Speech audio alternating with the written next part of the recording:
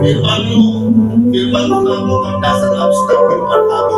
Oleh sebab itu hari ini kami membutuhkan Tuhan, kami membutuhkan firman untuk memberikan kami kehidupan menuju pada kemuliaan Allah yang dalam hidup kami. Hamba-Mu tetap berjanji di hadapan Tuhan. Hamba Tuhan adalah jemaat Tuhan.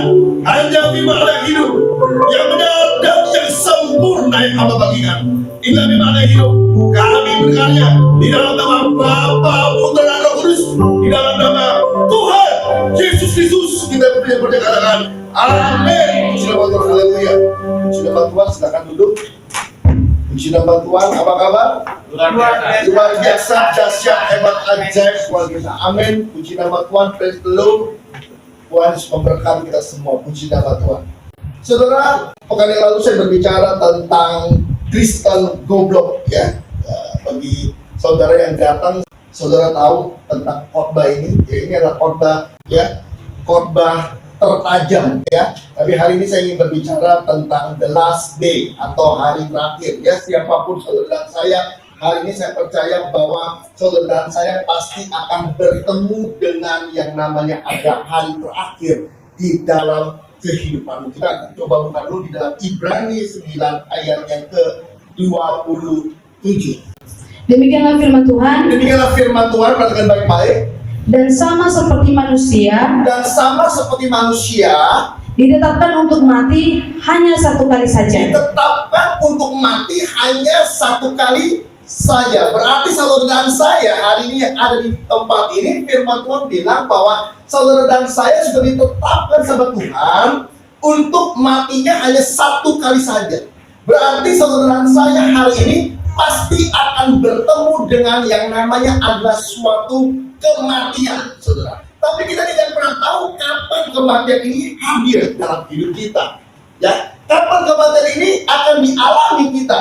Kita tidak pernah tahu. Karena firman Tuhan bilang, karena sama seperti manusia ditetapkan hanya satu kali saja. Jadi kalau ada orang yang bilang bahwa matinya dua, bilang, wah saya udah pernah mati Pak, dia bukan mati, saudara. Dia itu mati suri. Karena firman Tuhan bilang, kalau orang manusia mati hanya ditetapkan satu kali saja. Pertanyaannya adalah ketika kita mati, kita kemana? Nah, ini yang menjadi suatu pertanyaan, tanda tanya besar. Dan orang yang menjelaskan, pasti dia belum pernah mati. Ini contohnya saya pasti tanya, besok pada waktu kita mati, nanti setelah kematian kita tuh kemana? Saya belum pernah mengalami kematian. Nah, saudara, tapi saya bisa menjelaskan. Kenapa bisa menjelaskan? Karena kita punya iman, percaya kita kepada Yesus Kristus. Amin. Ketika kita mati, kita akan bertemu dengan Dia. Kita akan masuk di dalam kehidupan yang kekal di dalam Yesus di dalam hidup kita.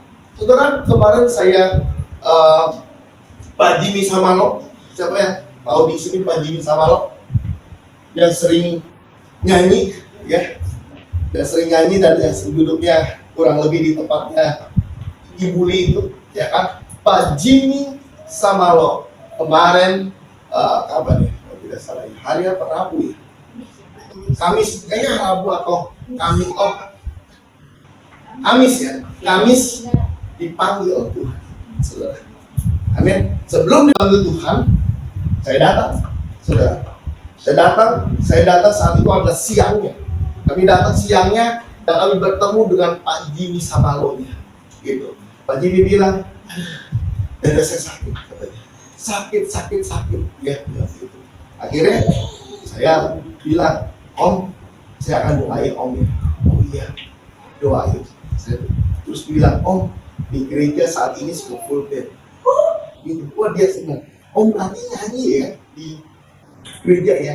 Iya, gitu kan. Kok bisa sakit katanya, dadanya sakit semuanya. Karena dia mungkin masa sakit terus. Dan akhirnya saya panggil suster. Saya kan, sus ini sakit ya Pak. Sebentar kita mau ke poli jantung. Oh iya.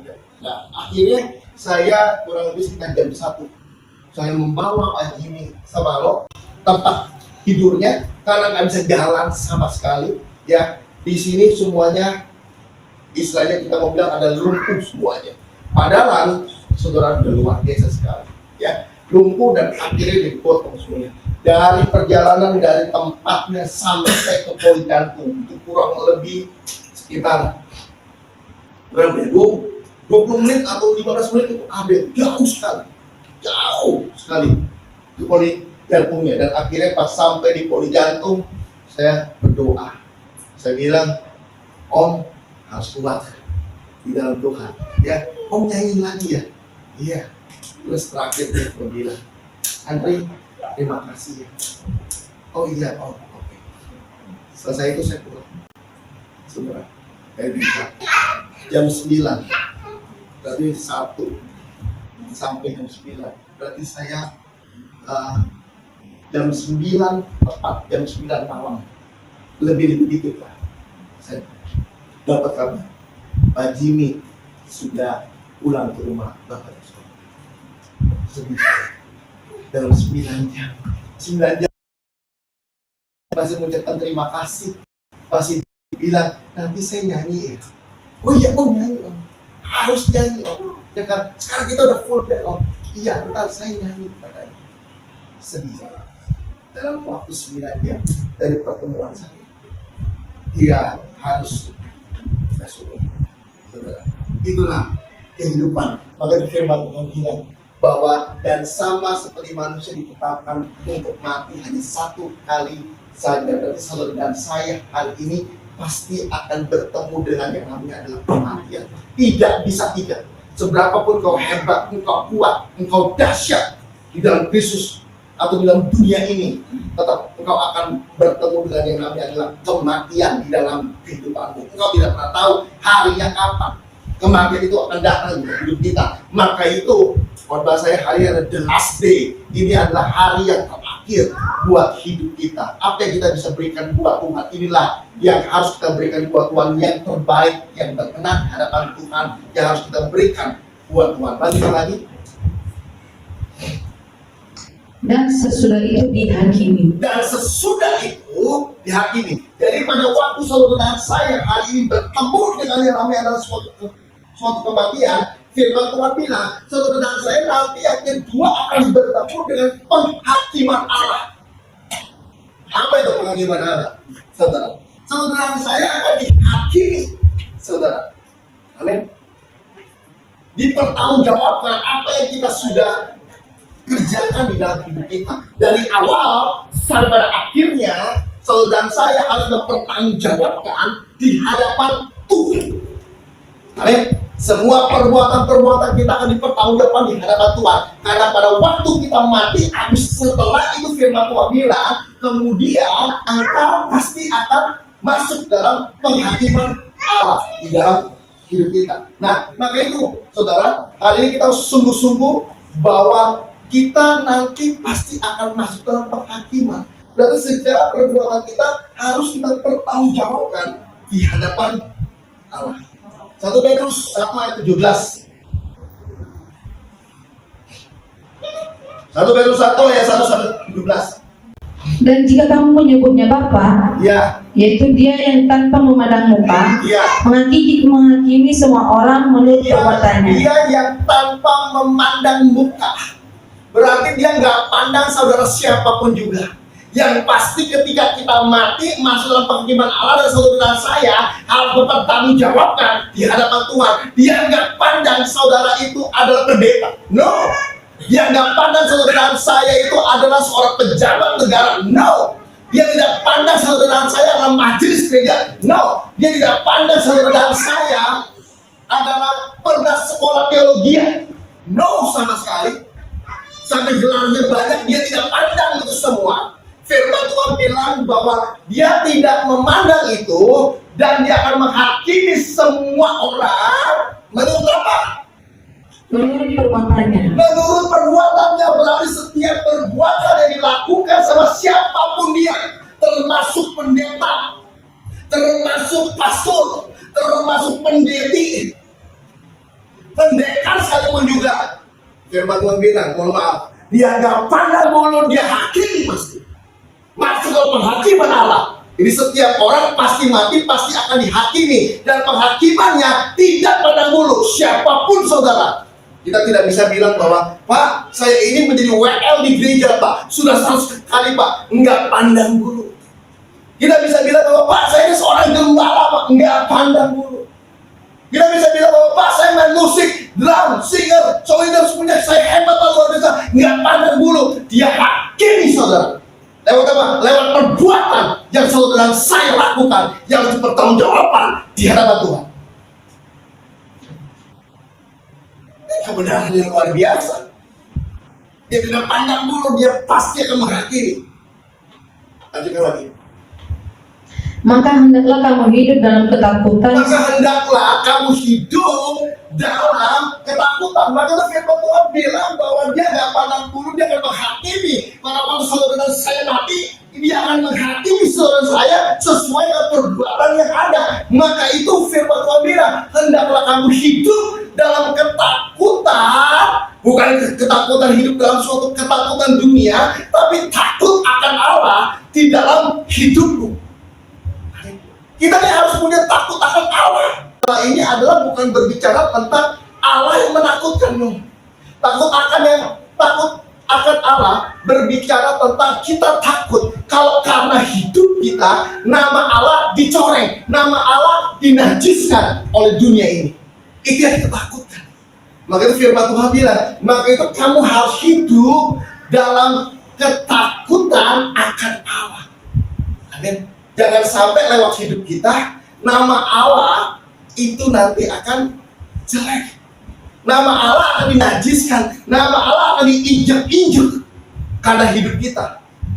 Amin. Kita harus jaga nama Allah di dalam hidup kita. Maka itu saudara saya harus berbuat baik di dalam kebenaran firman. Amin. Terus lanjutkan lagi. Selama kamu menumpang di dunia ini. Selama apa? Selama kamu menumpang di dunia ini. Kamu apa? Numpang. Saudara saya itu numpang. Jadi jangan dibilang bahwa Pak saya punya semua Pak. Mohon maaf. Saudara dan saya numpang. Di dunia ini tuh numpang. Harus tahu diri kalau numpang. Amin. Ini numpang lu. Numpang di dunia ini kita. Jadi hidup kita ini itu bukan di dunia ini. Ini adalah hidup sementara. Ada hidup yang kekal yang Tuhan nyatakan dalam hidup kita. Kapan itu? Pada waktu kita mati, kita masuk dalam hidup yang kekal. Sekarang Pak, sekarang saya numpang. Gereja ini juga numpang. Numpang apa? Numpang bangun di dunia. Hidup saya juga numpang. Tapi saya punya rumah Pak, iya itu numpang. Rumahmu itu numpang di dunia. Kita nih enggak punya apa-apa. Kemarin pada waktu saya ketemu sama Pak Jimmy, mohon maaf saudara. Pak Jimmy nggak mikirin tentang handphone. Handphonenya mau bagaimana dia tidak mikirin juga. Gitu. Kenapa? Dia mikir cuma satu, aduh saya sakit, dan saya sesek. Dia cuma mikir itu. Dia nggak mikir juga rumahnya, nggak mikir juga. Dia nggak mikir mobilnya, dia nggak mikir juga. Kenapa? Karena dia tahu hidup ini numpang. Jadi apa yang kau ada saat ini yang kau pakai, ini semua tumpangan. Jadi nggak ada yang kau bisa banggakan.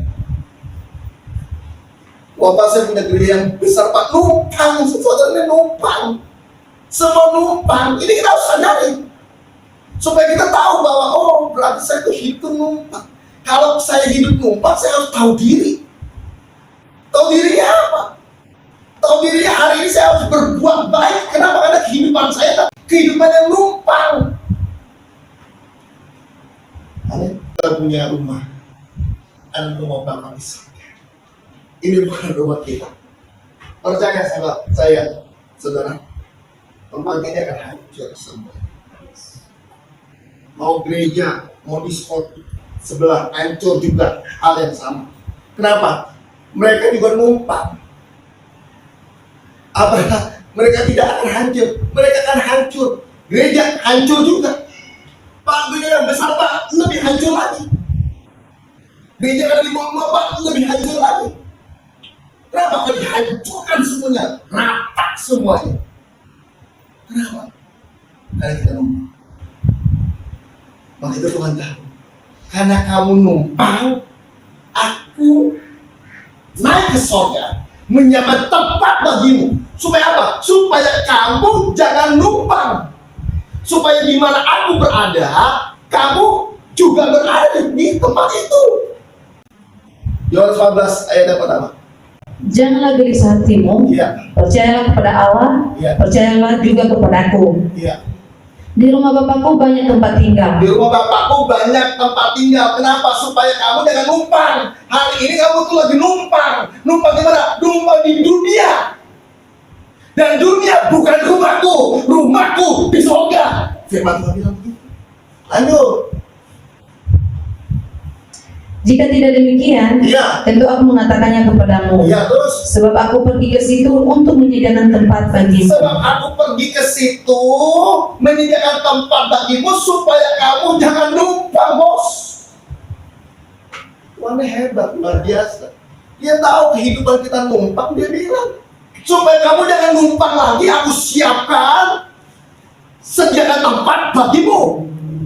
Di mana? Di kerajaan sorga, di rumahku, di rumah Bapa. Terus Tuhan, rumah saya bagaimana Tuhan? Gereja saya bagaimana Tuhan? Jalan Gang Macan dan Mogot, Blok A2, nomor 6. Tuhan bilang, itu rumah numpang. Aku akan hancurkan itu semua. Yes. Akan kau hancurkan semua di dunia ini, kau akan hancurkan apapun juga. Ini semua titipan, saudara. Tembok-tembok ini titipan semuanya. Wallpaper, lampu titipan semuanya. Titipan dari Tuhan semua. Ada titipan juga yang mati antara kita buang. Tuhan nitip cuman lampunya error. Kita buang aja udah. Kenapa? Titipan semuanya. Gak ada yang harus kita pertahankan apapun juga. Mau gitar, mau pemain drum dan lain-lain, semua titipan semuanya. Dari Tuhan baku titipan semuanya. Nanti semuanya ini udah gak ada lagi semua. Tapi yang masih ada satu nih, hidup kita nih. Amin. Roh dan jiwa kita kekal untuk selama-lamanya. Tubuh kita juga titipan juga. Ini selongsongnya Tuhan. Selongsongnya Tuhan untuk memberikan kebenaran firman. Selongsongnya Tuhan untuk memuji menyembah Tuhan. Kita dititipkan semuanya dalam hidup kita seluruhnya saat ini. Semuanya dalam hidup kita. Nggak ada yang abadi. Semuanya ada expirednya. Amin. Mau dia bilang adalah baja, besi atau pasti ada expirednya. Ketika nanti Tuhan datang, semuanya expired. Amin. Semuanya expired. Semuanya sudah ada luasa semuanya.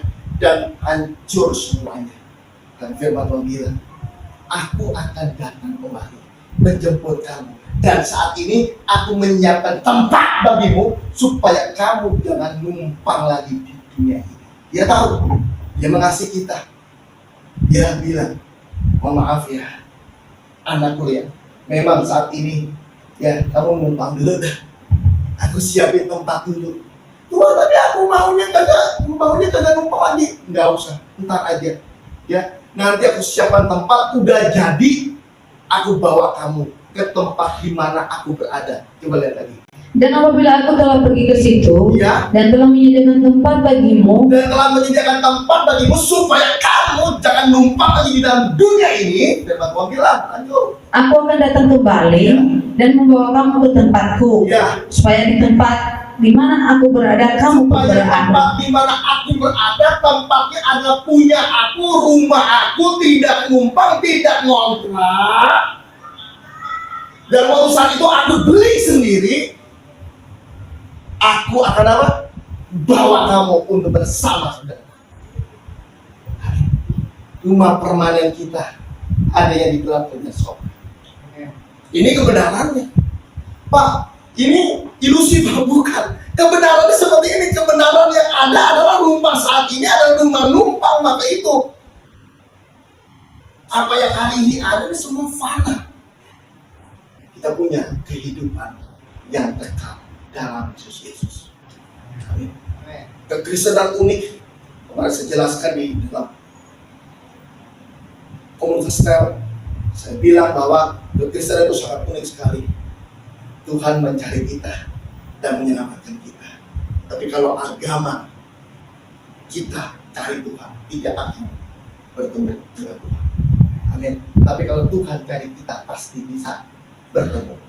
Itulah kekristenan. Dia tahu jangan sampai anakku lompat. Maka itu dia siapkan tempat yang terbaik untuk kita. Ayat ke-4.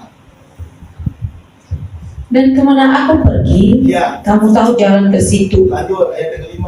Kata Thomas kepadanya, Ya. Tuhan, kami tidak tahu kemana engkau pergi. Ya. Jadi bagaimana kami tahu jalan ke situ? Lanjut. Kata Yesus kepadanya, Ya. Akulah jalan dan kebenaran dan hidup. Tidak ada seorang pun yang datang kepada Bapa kalau tidak melalui aku. Saya mau bilang ketika Yesus ngomong ini Yohanes 14 ayat ke-6, dia mau bilang bahwa ketika dia bilang aku jalan. Pada waktu dia bilang aku jalan, semua jalan tertutup. Yang terbuka hanya jalan Yesus. Pada waktu dia bilang akulah jalan, semua jalan ditutup semua. Just for perboden semua. Saudara, masuk cok, nggak bisa. Masuk, nggak bisa. Ketika dia bilang akulah jalan, semua jalan dalam dunia ini tertutup semuanya.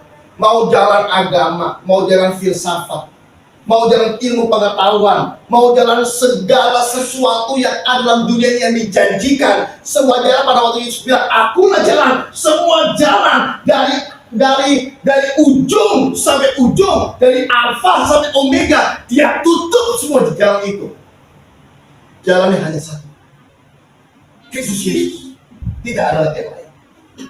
Yang kedua, lanjut. Akulah jalan. Akulah jalan dan kebenaran. Pada waktu dia bilang akulah kebenaran, semua kebenaran yang ada dalam dunia ini ditutup sama Tuhan. Semua pengetahuan ditutup, semua kecerdasan ditutup, semua kebenaran ditutup semuanya. Amin. Orang mau bilang bahwa Pak ada kebenaran ini Pak, kebenaran ini Pak, ditutup semua kebenaran. Kebenaran nomor satu adalah firman. Yang lain ditutup sama Tuhan pada waktu dia. Yang ketiga, Dan hidup. dan hidup. Saudara, gak ada satu orang pun di dunia ini ya, yang bisa memastikan tentang hidup yang kekal selain Kristus Yesus. Amin. Ada dua ayat yang sering kali saya bilang, Tuhan bukan hanya menjanjikan keselamatan. Kalau orang bilang bahwa Pak, Tuhan menjadikan keselamatan orang ini berarti orang yang sangat bodoh sekali. Dia bukan hanya menjanjikan keselamatan, tetapi dia jamin keselamatan itu. Kalau orang bilang bahwa Pak, Tuhan itu menjanjikan ke kita jaminan dan keselamatan, goblok juga orang itu. Kenapa? Karena dia bukan menjanjikan keselamatan, bukan menjamin keselamatan, tapi dia memastikan keselamatan itu akan terjadi dalam hidup. Keselamatan di dalam Yesus Kristus dijamin, pasti selamat, dan dipastikan bahwa itu akan terjadi dalam hidup. Itu hebatnya Kristus, itu hebat Yesus dalam hidup kita. Maka itu kita bangga di dalam hidup kita, saudara. Dan saya percaya hidup yang kita hidupi saat ini adalah hidup untuk Tuhan dalam hidup kita. Coba kita lihat Yakobus 4 ayat 14. Sedang kamu tidak tahu apa yang akan terjadi besok. Sedang kamu tidak tahu apa yang akan terjadi besok. Jadi kalau ada orang yang tahu yang akan terjadi besok atau setelah ini, kelihatannya orang ini perlu dibuat patungnya dan kita perlu sembah dia. Karena firman Tuhan bilang, sedang kamu tidak akan tahu apa yang akan terjadi besok. Mau ada peramal, tukang kuangnya, kuangnya, apapun juga lah itulah, ya kan? Bisa panggil roh, bisa tahu tentang kehidupan setelah itu. Semua orang kosong. Karena firman Tuhan bilang, sedang kamu tidak tahu apa yang terjadi besok. Pak, tapi benar Pak. Kemarin ada banjir Pak, ya setiap bulannya banjir, setiap tahunnya banjir, pasti tidak mungkin tidak banjir, saudara. Amin. Nih, dalam 2025 ya pasti ada artis-artis yang bercerai. Nih penglihatan saya ini. Artis ada yang bercerai. Pendeta ada yang bercerai juga. Pendeta ada yang berselingkuh. Beneran ini? Pasti ada. Di tahun 2025 akan terjadi banjir. Akan terjadi kecelakaan pesawat. Pasti. Akan ada gempa bumi. Benar nggak? Benar, kenapa? Karena itu global. Semua akan terjadi. Akan jadi perang. Bagaimana Pak? Bukan Ukraina lawan Rusia lagi, bukan. Nanti akan ada perang lagi yang lain. Ada nggak? Ada. Kenapa? Karena itu global semuanya. Orang ini cuma mengucapin hal-hal yang global. Padahal firman Tuhan bilang, kamu tuh tidak pernah tahu apa yang terjadi besok. Jangankan yang nanti 1 bulan, 1 tahun lagi. No, kamu tidak pernah tahu. Nggak pernah ada orang yang tahu. Tentang hari itu pun, yaitu hari kiamat pun,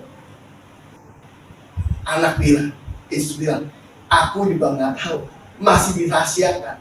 Aku udah kilik-kilik Bapak, tapi Bapak nggak mau jawab. Aku udah bilang, Pak, apa sih harinya kan? Kapan sih? Bapak bilang bahwa hanya Bapak yang tahu tentang hari itu, termasuk tentang last day nanti itu. Hanya Bapak yang tahu. Karena orang bilang bahwa, oh, bentar lagi dia akan meninggal. Kita tunggu. Sebulan lagi nggak meninggal juga. Tadinya kita doanya adalah doa kesembuhan. Karena kami udah meninggal, kita doanya supaya meninggal. Saudara, karena nggak ada yang tahu. Amin. Yang nggak disangka-sangka, kuat, gagah, perkasa. Teman saya ada, kuat, gagah, perkasa, fitness terus setiap hari. Angkat beban terus, wah, berotot semua. Saudara, luar biasa. Kalau saudara lihat, waduh, hampir nggak ada yang namanya lemak. Semuanya berotot semuanya. Saudara, yang begitu meninggal. Lagi main bulu tangkis, lagi main bola, jatuh, meninggal. Saudara, Pak Jimmy gara-gara apa? Gara-gara jatuh. Gara-gara jatuh.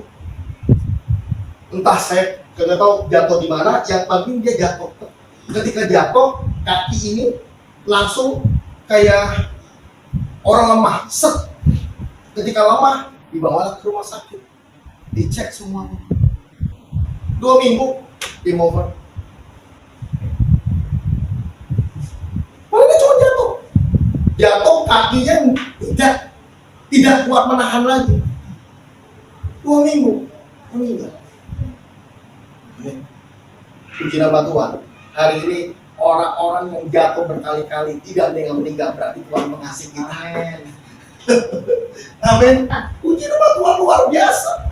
Ya kan? Bapak saya ini jatuh 2 kali ya. Kita juga mikir, ini jatuh yang nolongin siapa? Ternyata yang nolongin orang di Spoket, Wijaya. Gotong-gotong dia. Ya kan? Tapi luar biasa. Jatuh, tapi tidak sampai. Ibunya juga jatuh juga waktu saat itu. Jatuh, tapi luar biasa. Ada tangan Tuhan yang menopang dia. Tuhan bilang, saatnya dulu aku mengasihi dia. Jadi hari ini apapun juga dalam hidup kita yang terjadi, kalau hari ini kita masih bisa bergerak dalam hidup kita, bersyukurlah karena Tuhan mengasihi hidup kita. Lanjutkan lagi, Yuri. Apakah arti hidupmu? Apakah arti hidupmu? Hidupmu itu sama seperti uap Ya. yang sebentar saja kelihatan lalu lenyap. Hidupmu itu sama seperti uap yang hari ini kelihatan, ketika itu nanti akan lenyap. Karena kita tidak pernah tahu tentang yang namanya umur kita. Jangan dibilang bahwa Pak, Masih muda Pak, masih umur 30, 40 Pak. Oh, yang umur 30 sampai 40 yang sudah pass away juga banyak. Amin. Yang udah umur 80, 90, yang udah umur 100, yang belum game over juga banyak, saudara. Amin. Ukurannya bukan umur, saudara. Ukurannya adalah kesiapan kita. Tapi firman Tuhan bilang, hidupmu itu sama seperti uap yang sebentar saja kelihatan, lalu apa? Lenyap ini, saudara. Amin. Sebentar kelihatan, lalu lenyap. Berarti saudara dan saya butuh Tuhan di dalam hidup kita. Kalau saudara dan saya tidak butuh Tuhan, berbahaya. Karena hidup ini seperti uap. Hari ini kita bisa bilang bahwa Pak, saya gagah perkasa Pak. Besok belum tentu. Lusa belum tentu. Amin. Selangkah kita melangkah, saat saya melangkah, bisa aja saya lumpuh di tempat ini. Sudah, lumpuh. Oh, jemaat bingung semuanya. Korban terhenti semuanya. Masuk ICU. Bisa Pak. Kenapa enggak? Karena enggak ada yang tahu. Amin. Tapi doa saya, Tuhan kalau panggil saya, jangan panggil lagi pelayanan. Waktu itu melayani terus, supaya hidup terus. Panggil saya pada waktu saya lagi tidur. Ketika saya bangun, saya sudah ada di Yerusalem yang baru, di dalam kerajaan sorga. Itu kerinduan saya. Amin. Jangan tidurnya di ICU juga, jangan tidurnya di rumah sakit juga, jangan. Tidurnya lagi, tidur di rumah. Malam tidur, besok pagi sudah pass away, sudah ada di dalam kerajaan surga. Itu kerinduan saya. Nah, saudara dan saya butuh Tuhan. Kenapa? Karena di hari-hari terakhir ini, saudara, kita tidak pernah tahu kehidupan kita. Ada 3 orang yang tidak butuh Tuhan. Keluaran 5 ayat yang kedua. Tetapi Firaun berkata, Ya. siapakah Tuhan itu yang harus mendengarkan firman-Nya? Firaun dengan sombongnya dia bilang, siapa sih Tuhan yang harus aku dengarkan firman-Nya? Maka itu ada banyak orang yang tidak suka sama firman. Hati-hati. Ternyata dia Firaun. Hati-hati. Roh Firaun ada di mana-mana. Orang yang tidak suka sama firman, dia punya roh Firaun. Pak, saya nggak mau ke gereja LCC. Kenapa? Korbannya lama Pak. Berapa jam memang? Korbannya 1,5 jam, 2 jam Pak. Enak saya Pak. Berarti dia tidak butuh firman. Orang yang tidak butuh firman berarti cuma satu, dia Yesus. Kenapa Yesus? Karena Yesus adalah firman itu sendiri. Dia tidak butuh firman. Dan saat saya firman, dia tidak hadir Mas. Kenapa? Kagak butuh firman, karena dia firman sendiri. Jadi pada waktu saya ini saat ini di tempat ini nggak ada Yesus. Yesus kagak butuh firman. Amin. Yesus dengerin khotbah saya, dengerin firman yang keluar dari mulut saya, enak dia. Karena dia adalah firman. Nah, kalau orang tidak suka sama firman, Yesus pasti Yesus. Karena semua orang suka sama firman, harus tunduk sama firman. Tapi kalau dia tidak suka sama firman, berarti dialah Yesus yang sesungguhnya. Orang itu biasanya nggak ada di dalam ibadah, nggak ada. Lagi worship ada, doa berkat ada dia. Gua berkat kalau perlu angkat tangannya tuh begini. Wah ini dia. Tapi kalau lagi firman nggak ada dia. Dia keluar, entah kemana dia. Kagak butuh firman. Nah Firaun nggak butuh firman. Maka itu dia bilang, siapakah Tuhan itu yang harus aku dengarkan firman-Nya? Aku nggak perlu firman. Lihat ini, Firaun nih. Lanjutkan lagi. Untuk membiarkan orang Israel pergi. Ya, terus. Tidak kenal aku Tuhan itu, dan tidak juga aku akan membiarkan orang Israel pergi. Firaun tidak butuh firman. Akhirnya apa? Keluaran 7 ayat 13. Tetapi hati Firaun berkeras, Ya. sehingga tidak mau mendengarkan mereka keduanya, Ya. seperti yang telah difirmankan Tuhan. Seperti yang ada di dalam firman Tuhan, dia nggak mau nurut, nggak mau tunduk karena dia tidak butuh yang namanya adalah firman Tuhan.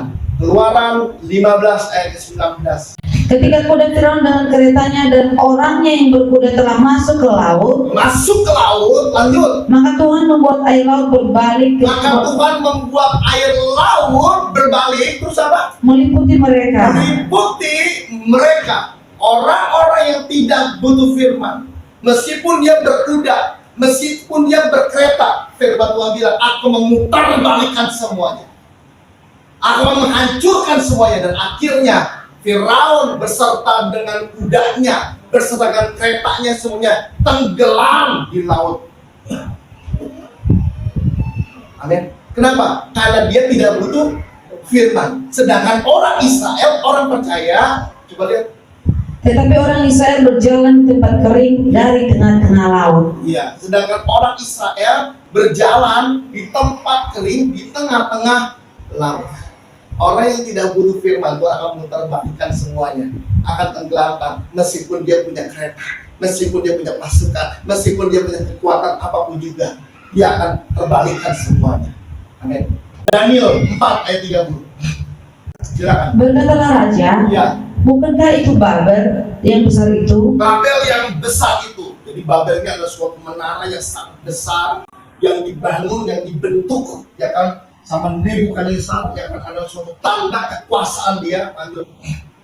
Yang dengan kekuatan kuasaku Ya. dan untuk kemuliaan kebesaranku Ya. telah kubangun menjadi kota kerajaan. Dan telah kubangun menjadi kota apa namanya? Kerajaan. Daniel 3 ayat 15. Buka lagi. Daniel 3 ayat 15. Ya. Dan akhirnya Nebukadnezar membuat patungnya, ya, patung yang sangat besar, yang sangat tinggi. Ya, lanjut. Sekarang jika kamu bersedia, demi kamu mendengar bunyi sangkakala, Ya. seruling, kecapi, rebab, gambus, serdang dan berbagai-bagai jenis bunyi-bunyian, sujudlah menyembah patung yang kubuat itu. Tetapi jika kamu tidak menyembah, kamu akan dicampakkan seketika itu juga ke dalam perapian yang menyala-nyala. Dan dewa manakah yang dapat melepaskan kamu dari dalam tanganku? Nebukadnezar mendirikan tatanya, dia mendirikan patung baginya untuk disembah seperti dewa, saudara, ya kan? Dan dia tidak butuh Tuhan. Dia bilang, dewa manakah yang akan bisa menyelamatkan kamu? Kenapa? Karena dewanya cuma satu, namanya adalah Nebukadnezar yang sudah dibangun patungnya yang harus disembah. Dan akhirnya, saudara, Daniel 4 ayat 31 sampai 32. Nebukadnezar, Ya. bahwa kerajaan telah beralih daripadamu. Yang kerajaannya hancur, semuanya kehidupannya hancur. Lanjut. Engkau akan dihalau dari antara manusia, Ya. dan tempat tinggalmu akan ada di antara binatang-binatang di padang. Tempat tinggalmu bukan di kerajaan lagi, tapi tempat tinggalmu akan ada di kandang binatang. Hati-hati. Orang yang tidak butuh Tuhan, orang yang tidak butuh firman, orang yang tidak selaras dengan firman, seperti Nebukadnezar, dia meninggikan diri, dia bilang bahwa dewa mana yang akan bisa menyelamatkan kamu. Kenapa? Sesungguhnya akulah dewa itu. Ini hebat dan luar biasa. Tapi akibatnya Tuhan bikin apa? Dia bilang tempat tinggalmu akan ada di antara binatang-binatang di padang. Jadi tempat tinggalnya tadinya di istana, tadinya di rumah, dia adanya di kandang. Ukurannya 2x1. Kenapa Pak 2x1 Pak? Iya, peti mati itu. Jadi gampang. Kalau udah mati tinggal kubur aja. Sederhana gitu. Di kandang. Nah, Nebukadnezar ini kan raja Pak, iya. Tapi karena dia tidak butuh firman, tidak butuh Tuhan, Tuhan muterbalikkan semuanya. Lanjut lagi. Apa yang nanti sebut? Kepadamu akan diberikan makanan rumput. Kepadamu akan diberikan makanan rumput, makanan raja nggak ada lagi. Yang ada makanan rumput, saudara. Orang-orang yang tidak butuh Tuhan, Tuhan hancurkan pasti. Orang yang bilang mana Tuhan, Tuhan. Oh, hati-hati. Nih, rumput makanannya. Beneran ini. Nebukadnezar makan rumput. Dia raja makan rumput. Kenapa? Karena dia ODGJ. Orang gila. Amin. Tapi masih dalam pengawasan Tuhan. ODGJ dalam Tuhan. Lanjutkan lagi. Seperti kepada lembu. Nah, diberikan makanan rumput seperti kepada lembu dan Demikianlah akan berlaku atasmu Ya. sampai 7 masa berlalu. 7 masa berlalu. Kasarnya adalah 7 tahun. Dia akan melakukan hal yang sama, makannya adalah makan rumput, saudara. Tinggal di kandang, bukan di istana. Siapa dia? Dia Nebukadnezar. Dia merasa bangga, dia merasa hebat, dan dia tidak butuh Tuhan. Ketika dia tidak butuh Tuhan, Tuhan hancurkan. Dan kalian Hingga engkau mengakui bahwa yang maha tinggi berkuasa atas kerajaan manusia dan memberikannya kepada siapa yang dikehendakinya. Amin. Saul 1 Samuel 13 ayat 13 sampai 14. Siapa Saul?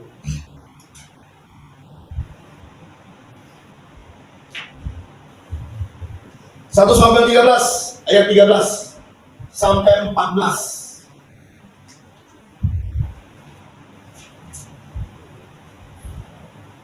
Ya, Kata Samuel kepada Saul, Ya. perbuatanmu itu bodoh. ya. Engkau tidak mengikuti perintah Tuhan Allahmu. Saul tidak pernah ngikutin perintah Tuhan, tapi dia ada dalam barisan Tuhan. Dia ada dalam konsel, dia ada dalam gereja, dia juga memimpin gereja, dia juga berkhotbah juga, dia juga main musik. Tapi apa yang difirmankan tidak pernah dia jalankan semuanya. Jadi dengan kata lain dia pakai topeng. Ini yang dilakukan sama Saul. Lanjutkan lagi. Yang diperintahkannya kepadamu, Ya. sebab sedianya Tuhan mengokohkan kerajaanmu atas orang Israel untuk selama-lamanya. 14. Tetapi sekarang kerajaanmu tidak akan tetap. Tuhan telah memilih seorang yang berkenan di hatinya, dan Tuhan telah menunjukkan dia menjadi raja atas umatnya, karena engkau tidak mengikuti apa yang diperintahkan Tuhan kepadamu. Tidak mengikuti apa yang diperintahkan sama Tuhan. Seperti yang namanya adalah Yunus tidak mengikuti perintah Tuhan. Harusnya ke A dia ke C, harusnya ke C dia ke B, harusnya ke B dia ke Z.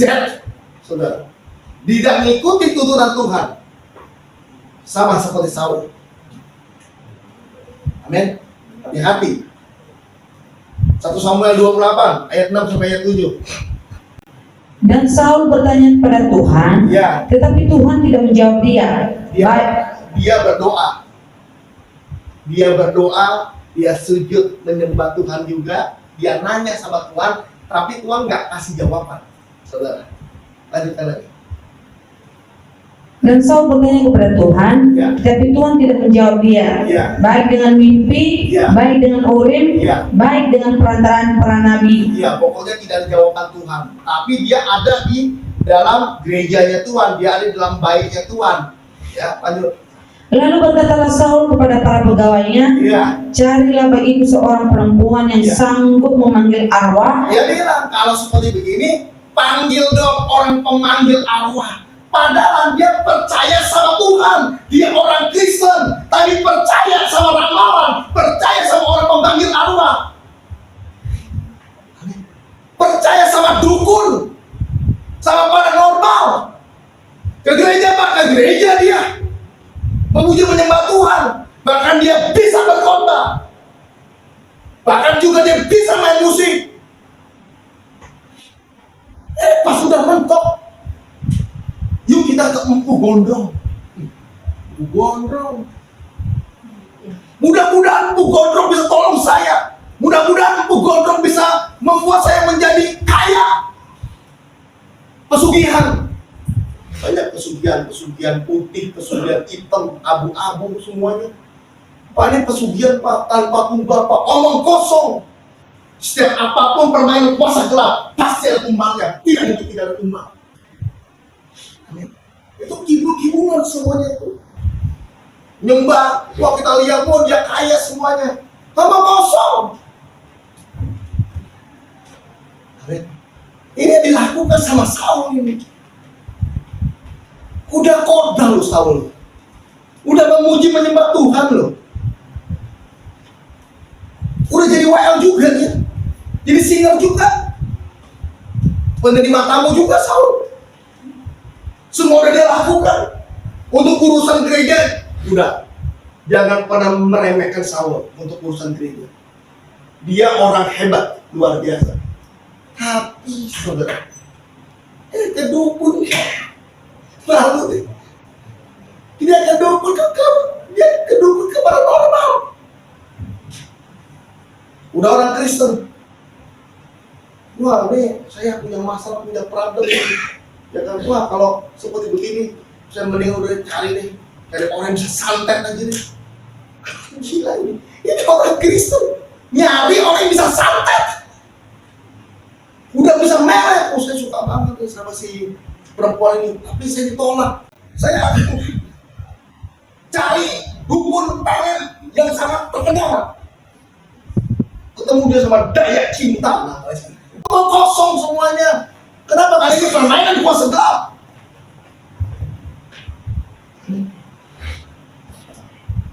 Daya cinta, hati-hati sekali. Lagi. Maka aku hendak pergi kepadanya dan meminta petunjuk kepadanya.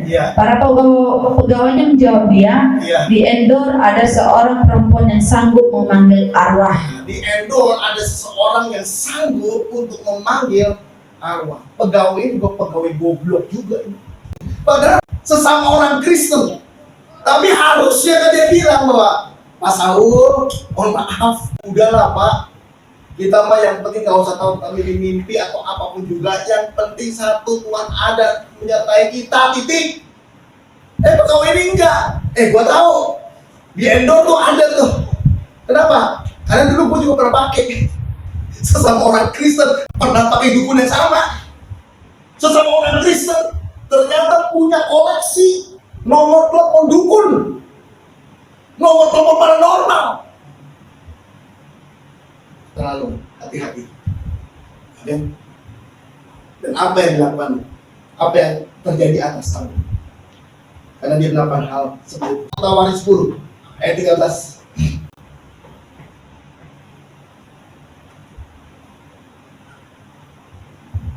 Satu Tawarik 10 ayat 13 sampai 14. Demikianlah Saul mati. Orang mati tidak ada masalah buat saya. Kenapa? Karena kita pasti akan bertemu dengan kematian. Tadi dibilang dalam firman bahwa matinya hanya satu kali. Habis itu setelah itu dihakimi, ya kan? Nah, saudara, firman Tuhan bilang, demikian Saul mati, sama dengan kita nanti juga akan mati juga. Tetapi, coba lanjut. Karena perbuatannya yang tidak setia. Dia mati karena perbuatan yang tidak setia. Dia bukan mati karena sakit. Dia bukan mati karena kecelakaan. Dia bukan mati juga karena dia minum obat overdosis. No. Tetapi firman Tuhan bilang bahwa karena ketidaksetiaan dia sama Tuhan, dia mati. Kenapa dia tidak setia? Karena dia percaya sama siapa? Wanita endorse. Untuk apa? Meminta petunjuk sama Tuhan. Hati-hati. Ketika saudara dan saya hari ini meminta petunjuk dari paranormal, dari yang namanya dukun, dari orang-orang yang merasa orang itu hebat, bisa melihat dalam dunia roh, siapapun dia, firman Tuhan bilang, aku akan membuat engkau mati. Ini hukuman. Amin. Permainan kuasa gelap apapun juga menyebabkan mati. Kematian menyebabkan. Dan kita lagi Demikianlah Saul mati karena perbuatannya yang tidak setia terhadap Tuhan. Ya, Oleh karena ia tidak berpegang pada firman Tuhan. dia tidak berpegang sama firman Tuhan, dia menyepelekan firman Tuhan. Apa itu firman? Gak usah lah, udahlah. Yang penting masalah itu doa berkat aja. Kita kagak butuh firman. Kita butuhnya adalah doa berkat. Kita butuhnya adalah doa, didoain sama pendetanya. Udah, maka itu ada banyak orang yang datangin kan jam 12, jam 1 ketemu sama saya, Andri, bisa nggak Pak? Orang yang nganter itu tuh, antar apa tadi, brosur. Datang cuma nganterin brosur, datang dengan firman. Setelah itu plus-plusnya nganterin brosur tidak ada masalah. Tapi firman yang kita butuh. Berarti dia tidak butuh firman. Dia cuma butuh satu, mengantar brosur. Meskipun brosur rohani, tapi dia tidak butuh firman. Orang-orang yang butuh firman akan punya hidup yang benar. Tapi yang tidak butuh firman, firman Tuhan bilang, Saul mati. Karena apa? Dia tidak butuh Tuhan. Dia tidak butuh firman. Dan lagi, kenapa dia matinya? Dan juga karena ia telah meminta petunjuk dari arwah. Dan karena juga ia telah meminta petunjuk daripada arwah. Jadi pada waktu dia meminta petunjuk dari arwah, dia bilang, wanita Endos, kamu tahu nggak Samuel itu bagaimana dan lain-lain, semuanya. Akhirnya Samuel muncul. Setelah Samuel muncul, dia meminta petunjuk dari wanita Endos itu. Dan akhirnya lemes nanti, terus mati. Ananias, Safira, mulai jujur di hadapan Tuhan, mati karena firman. Amin. Yang tidak butuh Tuhan pasti akan mengalami yang namanya adalah kematian. Maka itu saudara dan saya harus butuh Tuhan dan dalam hidup kita. Dan terakhir, saudara, Daniel 6 ayat yang ke-10. Demi didengar Daniel bahwa surat berita itu telah dibuat. Ya. Pergilah ia ke rumahnya. Iya, terus. Dalam kamar atasnya ada tingkap-tingkap yang terbuka ke arah Yerusalem. Iya. 3 kali sehari ia berlutut. 3 kali sehari ia berlutut. Jadi Daniel adalah orang yang selaras dengan firman, orang yang butuh Tuhan. Dia tahu betapa pentingnya yang namanya doa. Dia tahu betapa pentingnya yang namanya firman. Dia tahu betapa pentingnya yang namanya memuji menyembah Tuhan dengan sungguh-sungguh. Ya, dia tahu dan dia butuh Tuhan di dalam hidupnya dia. Maka itu firman Tuhan bilang bahwa di dalam kamar atasnya ada tingkap-tingkap yang terbuka ke arah Yerusalem. 3 kali sehari dia ngapain? Berlutut, Ya, berdoa, ya, serta memuji Allahnya. Saudara, 3 kali sehari, saudara. Seperti yang namanya makan obat. Dia tahu kenapa makan obat harus 3 kali sehari. Karena penting buat dia. Kenapa dia tahu bahwa kalau kita makan harus 3 kali sehari? Supaya penting buat kita. Daniel tahu persis. Maka itu yang namanya firman, pujian, dan juga doa. Dia bilang, bukan cuma sekali dalam 1 hari, bukan cuma 2 kali, tetapi 3 kali sehari. Dia memusatkan waktunya untuk Tuhan. Untuk apa? Untuk yang pertama baca firman. Untuk yang kedua adalah memuji menyembah Tuhan. Untuk yang ketiga adalah dia berkomunikasi dengan Tuhan. Dan dia bilang, kalau 2 kali nggak cukup, 1 kali apa lagi? Kan ada temannya Daniel, teman si Daniel namanya, Daniel namanya.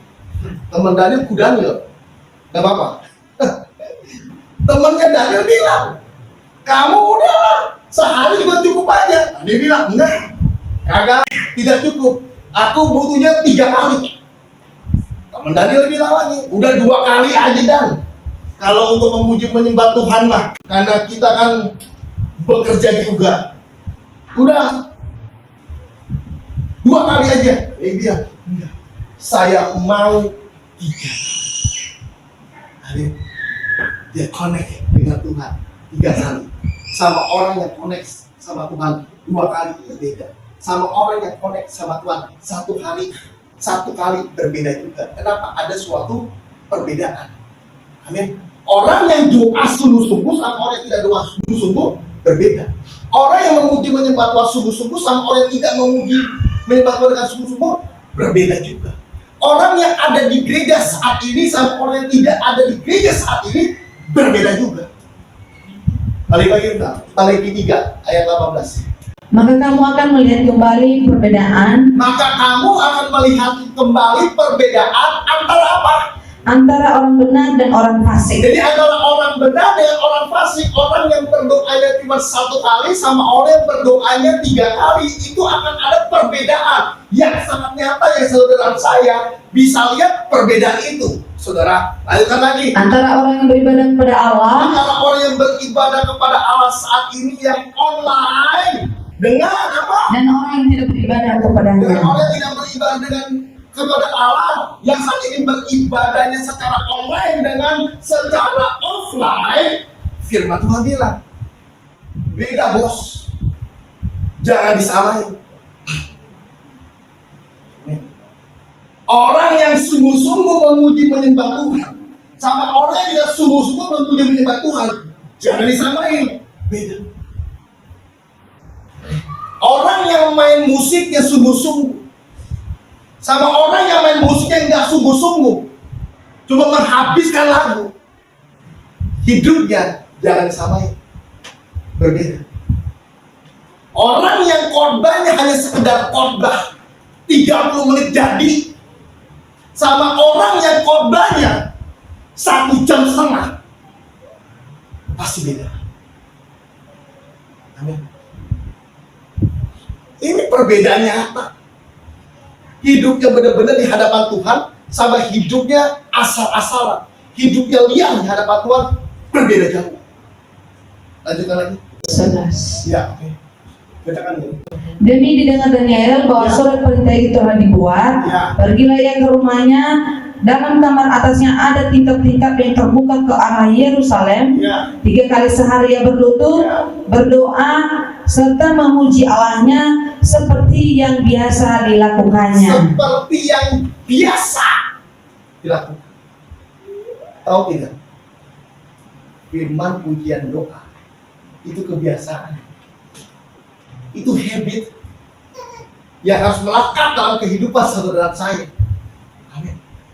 Itu bukan paksaan lagi. Itu sudah kebiasaan seharusnya yang harus dijalankan. Kebiasaan, udah dibiasakan. Amin. Maka itu khotbah di tempat ini, firman pujian doa adalah sudah menjadi habit, kebiasaan. Ujung-ujungnya juga firman pujian doa, ujung-ujungnya juga firman pujian doa. Ayat dua-duanya, ayat 6, 23. Allahku telah mengutus malaikatnya untuk mengatupkan mulut singa-singa itu. Nah, pada waktu Daniel ada di goa singa, dan singa itu belum pernah makan, lapar, benar-benar lapar. Setahun belum pernah makan. Dikasih cuma rumput, masa singa dikasih rumput? Belum pernah ada ini singa dikasih rumput. Maka itu dia dikasih rumput setiap hari setahun dia. Lapar banget singanya. Waktu saat itu Daniel dilempar ke gua singa. Singanya bukan cuma 1, saudara. Singanya ada 10, ada 12, ada 20, banyak singa luar biasa. Ini keluarga singa namanya, saudara. Daniel pas lihat ini gua bukan di gua ini keluarga singa ini. Dari neneknya singa ada, kakinya singa ada, buyutnya singa aja ada. Dan dia lihat, ini singa-singa udah tua. Kenapa dia tahu? Karena dia lihat singanya masih ada ubannya. Jadi dia udah tua semuanya. Dan dia tahu ini persis ini. Ini singanya udah tua ini semuanya. Udah siap untuk melahap semuanya. Yang muda siap melahap, yang tua siap melahap juga. Daniel ada di gua singa, di keluarganya singa. Lanjutkan lagi, Yuri. Allahku telah mengutus malaikatnya untuk mengatupkan mulut singa-singa itu, Menentukan mulut singa-singa itu sehingga apa? sehingga mereka tidak mengapa-apakan aku. Sehingga dia nggak apa-apain. Disangkanya adalah satu. Singa itu melihat, wow, Daniel, ternyata kamu ini adalah singa juga. Kenapa? Karena Daniel saat itu Tuhan ubah menjadi singa dari Yehuda. Wah, ini dedengkotnya gua. Maka itu singa-singa bersahabat. Saudara, akibat dari apa? Akibat dari Daniel hidup dalam firman, pujian sama doa. Mulut singa dikunci sama Tuhan. Amin. Dan singa melihat Daniel bukan sebagai makanan, tapi singa melihat Daniel sebagai suatu gambaran besar. Akulah singa dari Yehuda, yaitu Yesus Kristus. Amin. Ayo lagi.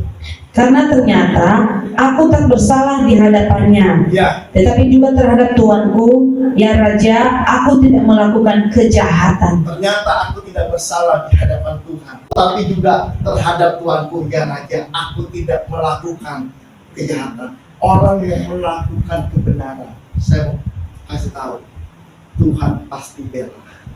Orang yang hari ini melakukan suatu kebaikan dalam hidupmu, Tuhan pasti akan bela semuanya di dalam hidupmu. Jangan pernah engkau takut.